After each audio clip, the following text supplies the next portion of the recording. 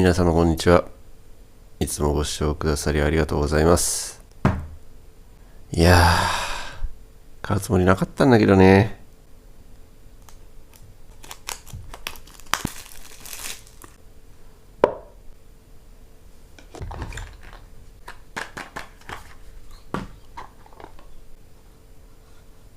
イージー。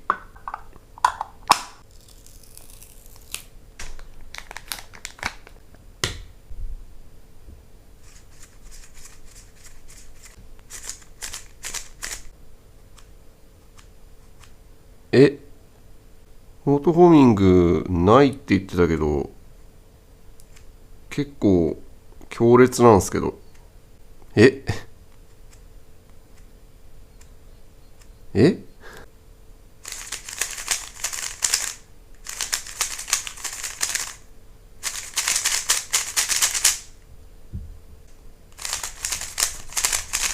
こんなに V9 チックだったっけ？なんか全然ないとかいう噂だったけど、強烈ですね。一番最初この子が止まるためだけのガンの11で、ベロン V9 がガンの12っていうイメージだったんですけど、全然強いんだけど、こんなもん？まさかなんかエッジにマグネット入ってるとかないよね。ないわ。はい。あれあれあれあれあれあれタイムを測っていきましょうか。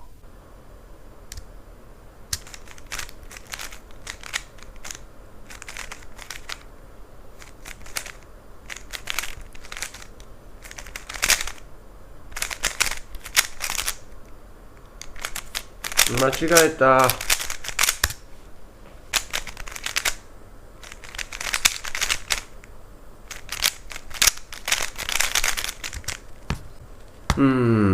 もうすでに100回ほど解いて、その後にちょっと25を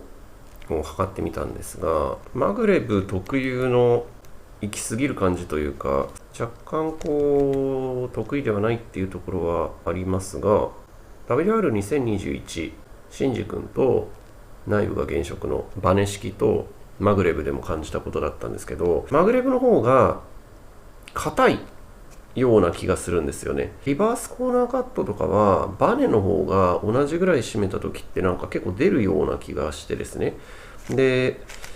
回転なんかこうグニャっていう柔軟性が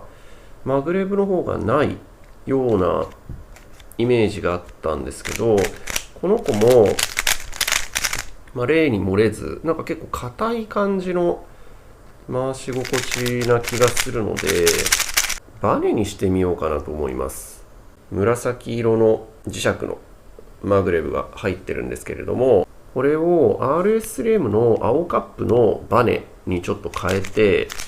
回してみようと思います。なんだろうね。いや、すごくいいキューブなんです。いいキューブなんですけど、ちょっと、100回、200回転ぐらい回してるかな。200ぐらい使ってみた感じで言うと、UV コートで回転が軽いとかっていうのもあるのかもしれないんですけれど、ウェイロン V9 とそう大差ないっていう感じですね。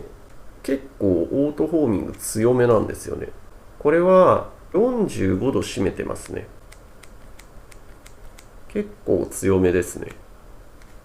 クイッといってくれるので、バネにすると結構使いやすいんじゃないかなっていうふうに思うので、ちょっとここの部分をバネにして回してみようと思います。これ自体はすごく使いやすいキューブなんですけれど、バネっぽいこう絶妙なブレーキが欲しいですね。はい、こんな感じでですね、紫のカップの方が厚底になっていますね。青のカップの方が広いという感じの作りになってますね。あとはネジなんですけど、ネジの切れ込みの具合が違いますので、こっちが RS レームでこっちが YS レームの方なので、やっぱボールコアに対応したネジの切り込み数というか、そういうのになってるかもしれないので、これをこのまま移植っていうのよりは、バネとカップだけ、コアのこのネジの部分はもともとついてたやつを使った方がいいかなと思われます。はい、残すとこあと1個になったんですけれども、初代のマグレブに比べてですね、この磁石の厚みがちょっと薄くなってますね。ですが、反発がそんなに薄いから弱いかっていうと、そういうわけでもなく、結構しっかり反発してくれてるので、薄い割には結構強いですね。RS3M2020 のマグレブとかに入ってるやつはもうちょっと磁石が分厚いですね、こいつが。そんな違いがありました。ネジの頭のところにですね、マックスコマンドをちょっと塗っといてあげると、鉄粉とかをまとめてくれるっていうのもあるんですけど、回転がスムーズになって好きなので塗っておきます。おいよ。できました。もともとは10回転ネジが締めてあったのを9回転にしてるので少し緩いんですけれど、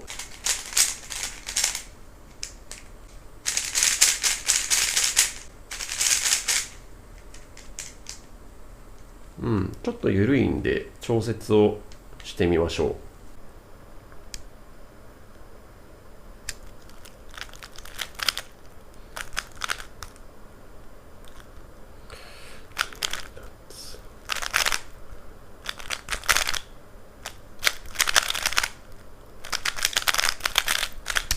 なんか RS レームいいな。RS レームはシンジ君の昔の分厚いワッシャーの磁石を移植してマグレブで使ってた時期の方が長いんですよね。だから RS レームはもともとマグレブが好きだったんですけど、 YS レームの磁石を移植しても、なんか別に弱いとかそういうこともなくて、RS レームは私はマグレブの方が使いやすいですね。なんか気づいたら RS レームで100ソルブぐらい回してたんだけど、いやなんで俺 RS レーム回してんだろう。はい、ということで YS3M ちゃんをバネ式にしてかなり一生懸命調節をしてみました。で、同じ条件で回したいので潤滑剤はまだ入れてません。オートフォーミングとかの状態が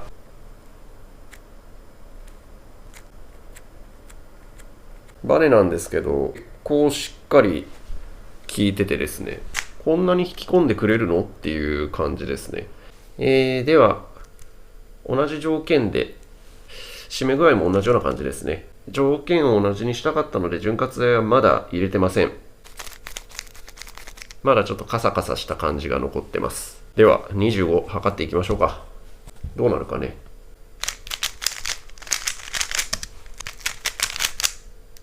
あれ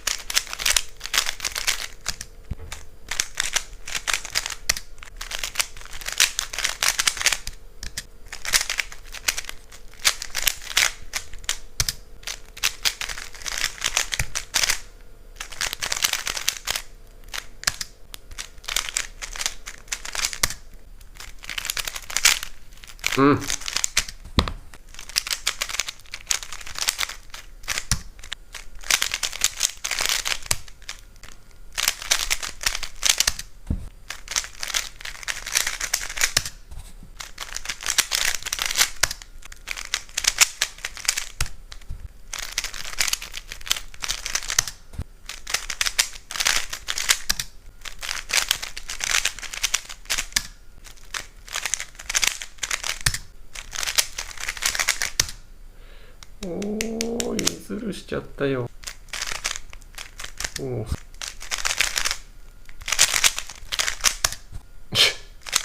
焦んなよ、落ち着け。ということで見比べてみましょう。はい、ざっくりこんな感じ。マグレブの単発が 14.425、 バネが 12.522 みたいな感じで、全体で全てがバネの方が上回りました。回してて思うことが、なんかマグレブ自体は全然悪くはないんですけれど、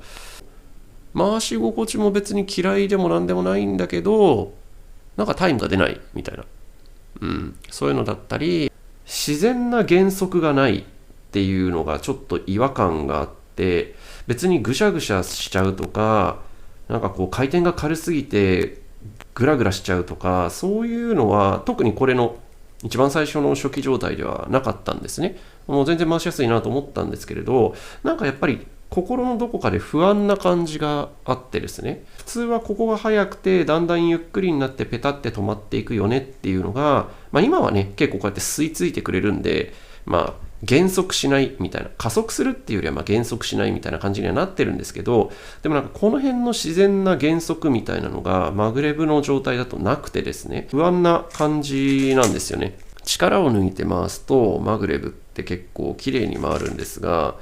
私がガシガシ回してしまう人なので不安があるんですよね。なのでタイムっていうのは確かにいいんですが、回してみた感じ、圧倒的に私はこれバネに変えた方が回しやすかったです。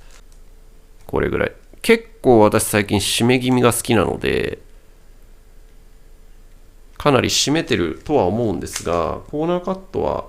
ここのラインを超えたら、コーナーカットはここのラインを超えたらいかないぐらいですね。今お昼なので、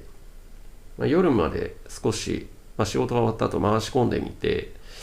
潤滑剤も入れたいのでどうなるかっていうところを見ていこうと思います。で、心配していた重くなっちゃうという現象は今のところは起きてないです。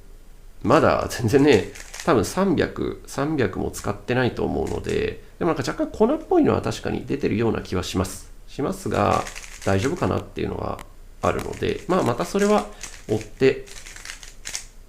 ご報告できればいいかなという感じでございます。もう少し回し込んでからの動画に飛びます。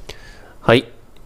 バネにして200回ぐらい回し込んでみました。で、スマホのタイマーの方なんですけれども、15秒台ぐらいまでに落ちてですね、ステッカータイプのやつで 18.3 とかだったんですよね、100のタイムが。それが 15.92 とかまで落ちたんですが、開封のマグレブの状態、YS3M 自体はすごく良かったです。回しやすかったんですが、私がバネを長く使ってるからっていうこともあるんですけど、ここであるはずの摩擦がないっ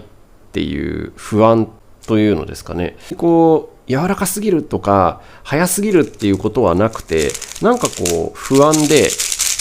思いっきり弾いて回すことができないというのがあって、優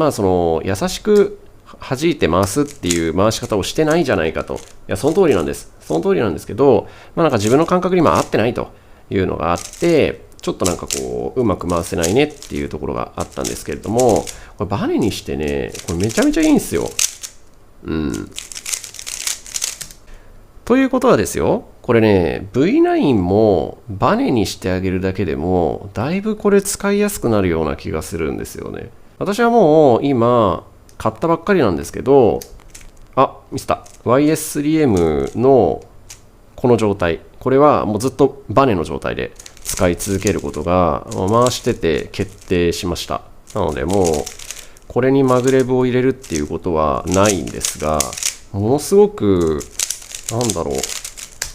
安定感が増すイメージですね。で、UV コートなので、回転が重くなっちゃうとかっていうこともないのかな。あんま気にならないんですけど、一応多分これ300か400ぐらいはもう回しちゃってると思うんですが、そんなにないですね。なんか重たくなってるっていうのもなくて、オートフォーミングの機能も入ってくれるんですよね。一番最初の設定が10回転で抜けたはずなんです。なので10回転と180度締めてるかな。多分そういう設定にしてたはずです。それでこういう感じです。で、11かと言われると、12の締めたやつ。12の締めたやつっていうイメージです。この子。11ではないですね。機構は11なんですけど、私が GTS2M とかを使ってる時にむちゃくちゃ締めた方がいいということに気づいて、ものすごいきつくしてるのに最近ハマってたんですけど、なんかぐにゃぐにゃだと押し込んだ時とかにグニーってなってポンみたいな感じになるんですよ。力を吸収されちゃうみたいな。本当はこっち方向に10の力を与えたいのに、なんか向こうの方に分散して3いっちゃって、7しかこっちにやらないみたいな。回らずに国1本みたいな感じで1店舗遅れるみたいな。それがすごく嫌だったので、かなりきつめに締めるのがいいじゃんと。それが好みで、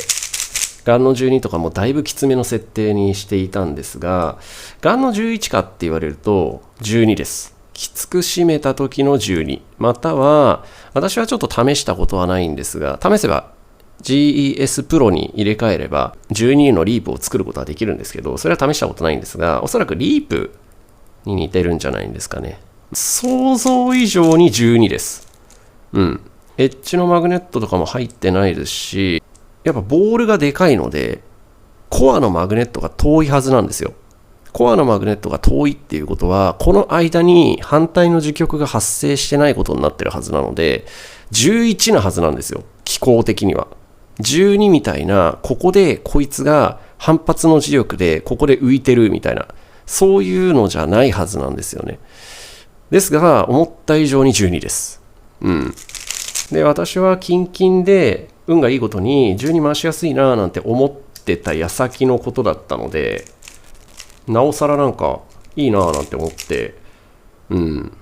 好感触な感じで回せたんですけれども、フラッグシップはね、もう何でもぶち込めばいいっていうわけじゃないということが、この改造でちょっと証明されたところがあると思うんですよね。摩擦がない方がいい、わかります。軽いやつを重くする方が簡単、わかります。わかるんですが、もし気になる方、これは簡単なんで、ネジ引っこ抜いて、鉄粉がついてるので、それをティッシュとかでバネと、ネジのところは頭があって、ネジだとするとティッシュでここ掴んでやって、この辺プラスドライバーギュッギュッギュッってやって、こういうことですよね。ネジの頭のところとかめっちゃ汚れてるんで、ティッシュとかでやるとすごく綺麗に取れるので、内部の掃除も兼ねて、移植をしてあげるといいんじゃないかなと。これめちゃめちゃいいですよ。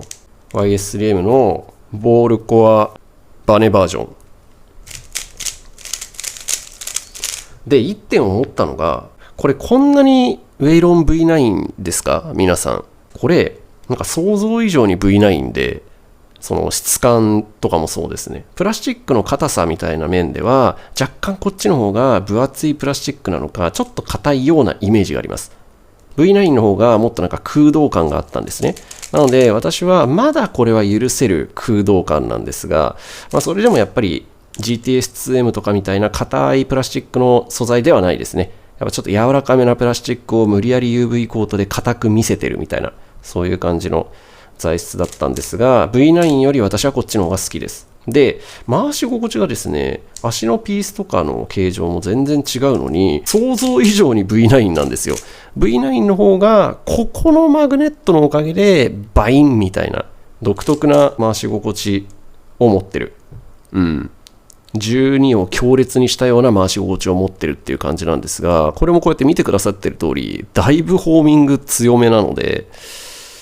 V9 と YS3M を比べて、例えばそのコーナーカットとか回転の丸さとかっていうことをなんか違いあるかなって一生懸命調べてみたんですけど、思った以上に V9 でした。で、これは生産のロットとかなのかな。私はもう当然今こうやって買ったタイミングが遅いので、なんか実はサイレント修正されてたとか、そういうことがあるかもしれないんですけど、一応形状とかもちゃんと確認してね、V9 ではないというのはちゃんと確認したんですけど、想像以上にこれ V9 で、私の感想、正直な感想を述べておきますが、値段安いんでこっちでいいです。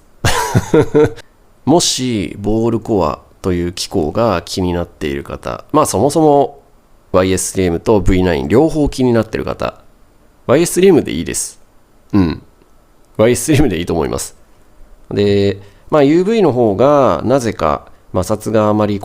ない、重くならないという話もあるようなので、ご購入されるようであれば UV を購入されるといいと思うんですが、ウェイロン V9 って UV しかないので、フラッグシップの方が。なので、フラッグシップっていうか、ボールコアのモデルですね。で、同じようにUV で比べてみるとなんですけど、なんかね、想像以上にウェイロン V9 で、みたいな。で、ウェイロン V9 のエッジマグネットが入ってないバージョン。このホーミングの機能がややマイルドになったバージョンと言えば簡単なんですけど、そんなにね、簡単じゃないんですよ。V9 の方が、いや、逆かな。YS3M の方がマイルドになってるかって聞かれると、っていう感じなんですよね。そんなに、エッジが入ってない割には結構ホーミング効いてるんですが、やっぱ足の構造とかなんですかね。マイルドに感じる。初動はかなり軽めで、マグネットは強いとは思うんですけど、ここでバチーンって止まるっていう感じでもないんですよね。なんかね、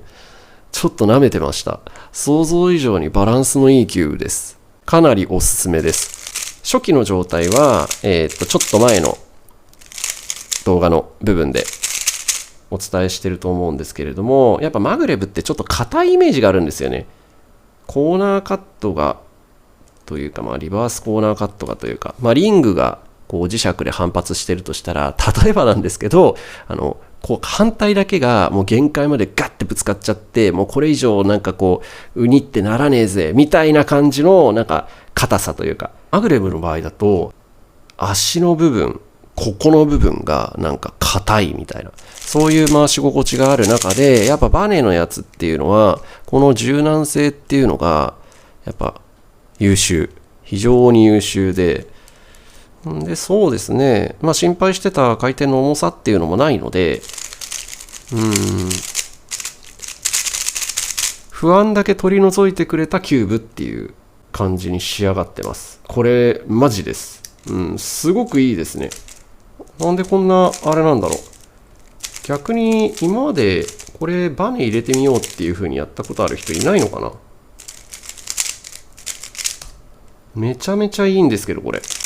安心して力を入れて回せるし、安心して力を抜いて回せるんですよ。力を抜いても、今はですけど回転が軽いので、そのマグレブっていう気持ちで回すこともできるんですが、バンって思いっきりやってもバネの絶妙な摩擦があるので、怖くないというか、マグレブってちょっと独特ですよね。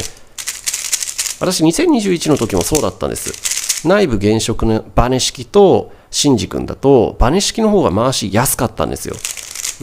シンジ君はシンジ君でむっちゃいいんです。もう本当にこの辺とか摩擦ないし、 PLL とかも終わってるみたいな、思ったよりもスススッといってるみたいな感じで、正直文句はなかったんです。文句はなかったんですが、2020の RS3M とかマグレブにしてみたりとか、あとはシンジ君と回し比べてみたりとか、いろいろマグレブキューブを触っていく中で、硬いなってイメージがあるんですよね。こういう柔軟性がない。こうやってやればあるんですよ。あるんですけど、回してる時にこういう柔らかさがマグレブっていくら回しても出てこないんですよ。すごく直線的で硬いっていう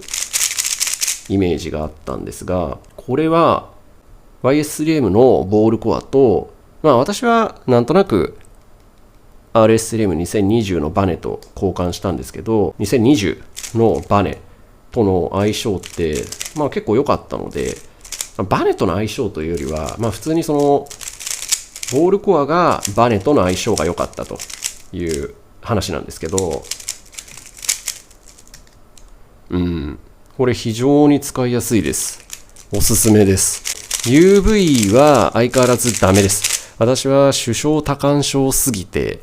砂漠で一人ポツンと置かれても、手だけ舐めて生きていけるぐらいの、ペットボトルに手こうやって下向けとけば一晩で 500cc ぐらいお水作れるぐらいの凄まじい首相多感症なんですよ。足の裏と手の表面だけがものすごい汗かく人なんですけど、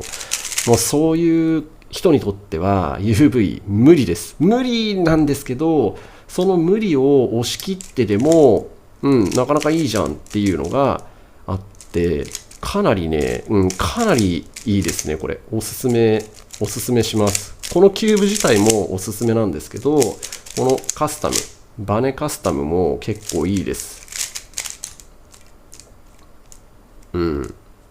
いいキューブだと思います。すごくいいお買い物ができました。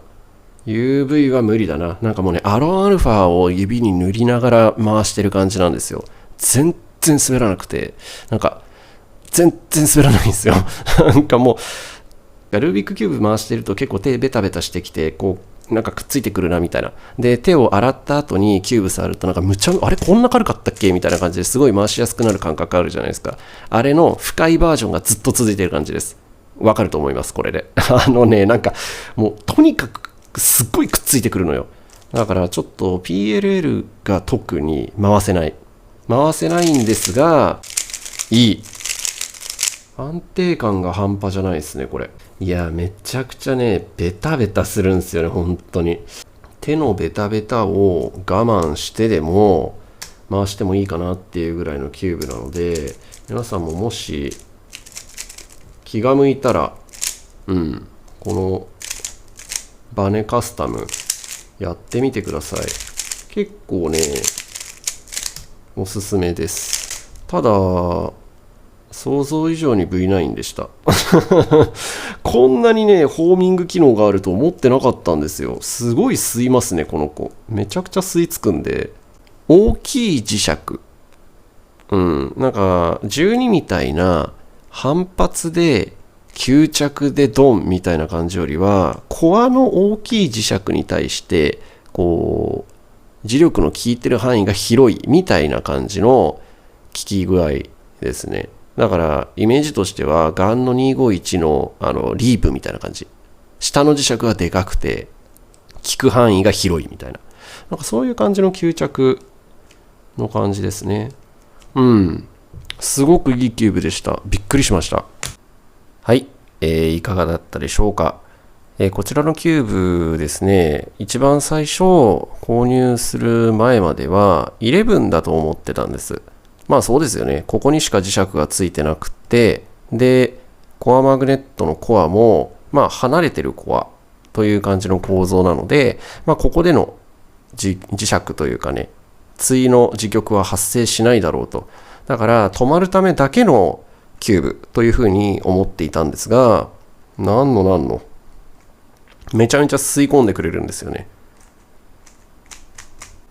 意外なキューブだったということと、あとはプラスチックの材質とかは、やっぱパーツがちょっと重いからかわからないですけど、ちょっと頑丈になってるような感じはあります。